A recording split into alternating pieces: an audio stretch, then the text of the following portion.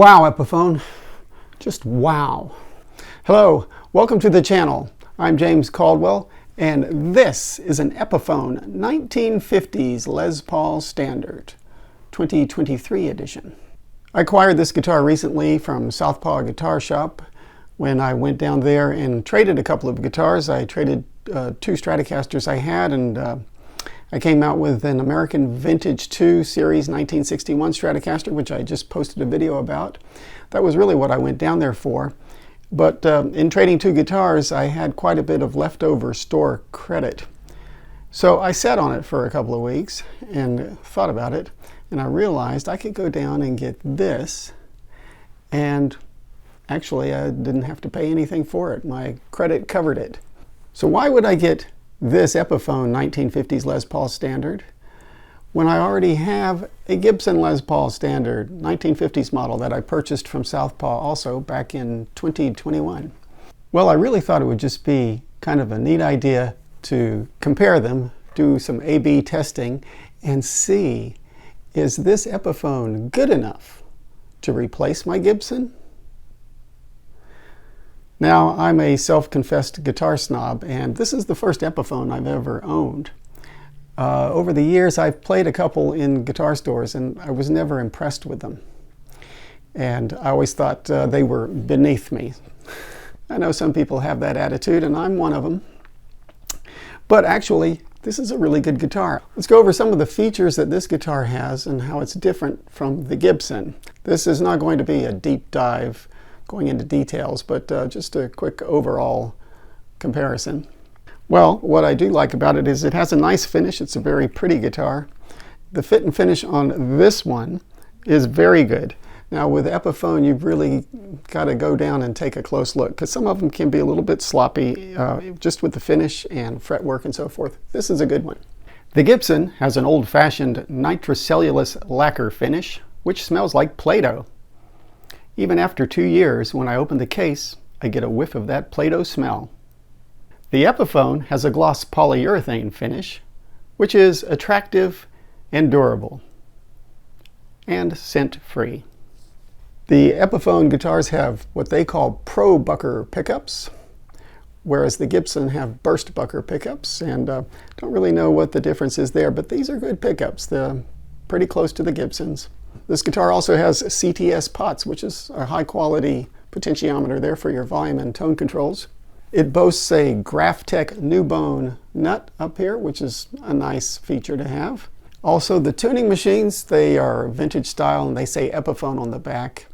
They're actually very smooth, and I can't really tell the difference when tuning compared to the Gibson. They seem to be just as good quality as the Gibsons. Okay, so Les Pauls have mahogany bodies with maple tops, mahogany necks, usually a rosewood fretboard. The Epiphone has what they call Indian Laurel as the wood for the fretboard, and it's slightly lighter than most rosewoods, but it's decent looking. I have heard some people say that it feels a little rougher than the Gibson rosewood fretboards, but to the touch, I can't really tell the difference. It appears to be very porous, but when you play it, I can't feel anything there. It just feels nice and smooth. So I have no issues with Indian Laurel. Now, about the body, Gibson Les Paul Standard, the back will be mahogany, and it'll be two pieces with a seam right down the center. Well, if you look at this, it looks just beautiful. But that's because Epiphone puts a very thin veneer across the back to hide what's really going on. So, appearance-wise, it looks fantastic. Now, if you check the end grain here, sighting down it, it looks to me that there's a seam just above the strap lug, and I don't see anything down here. It looks like there's a very wide piece of mahogany, a little more than half the width of the guitar. But then up here, there's another seam right here. So it looks like there's two very narrow strips of mahogany. So it appears to be a three-piece mahogany back with three different sizes of wood. I don't think that's really an issue. It's good quality mahogany, which is a great tone wood for a guitar. Doesn't matter if there's 2 or 3 pieces or what size they are. The flame maple top is quite pretty. I think the one on my Gibson is a little prettier than this, and I honestly don't know how thick it is, or if they do some kind of a thin veneer over some plain maple. I'm not sure, so look elsewhere for those details. And from what I've heard on the internet, these Epiphone guitars have a long-tenon neck joint, and that can be revealed if you remove the neck pickup, whereas the Gibsons, you have to go custom shop or perhaps a vintage reissue model to get that. But the regular Les Paul standard lineup doesn't have the long tenon neck joint. And if you know what that means, then you know why it's kind of cool. The pickup selector switch seems to be of very high quality. Again, I can't tell the difference between this one and my Gibson. I think one of the most critical points about Epiphone versus Gibson is the Epiphone headstock. Can you dig it or not?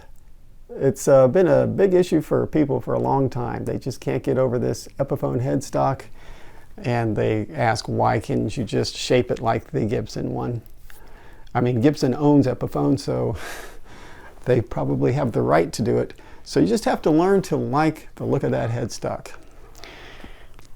I suppose I could get used to it, so I'm not going to hold that against it. I want to bring up something that's for the left-handed players only. And that is kudos to Epiphone for doing this.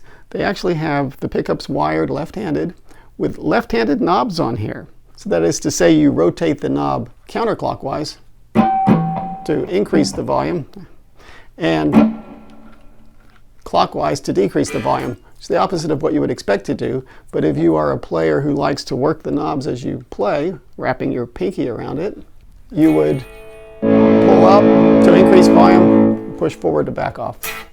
The numbers are reversed on these knobs, so off is 0 and full is 10. Fender doesn't do that.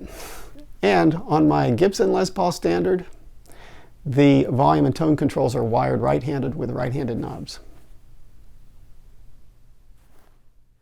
These Epiphone guitars don't come with a case, a gig bag, or anything, so you could just walk out of the store carrying the bare guitar. I did tell the owner at Southpaw that, hey, I need something to put it in, so he rummaged around and he found a rather cheap gig bag, but he just threw it in for free. At least it'll keep the dust off it. Well, thanks for tuning in today and joining me taking a look at this Epiphone 1950s Les Paul standard. In the comments below, let me know your thoughts on these guitars and what's your opinion about Gibson versus Epiphone. Please keep it polite. Stay tuned to my channel because the next video should be an A-B comparison between the Epiphone and the Gibson, and it'll be a blindfolded head-to-head shootout between the two guitars. Should be a lot of fun to make and should be very revealing. So watch out for that one. Be sure to like and subscribe, and we'll see you in the next video.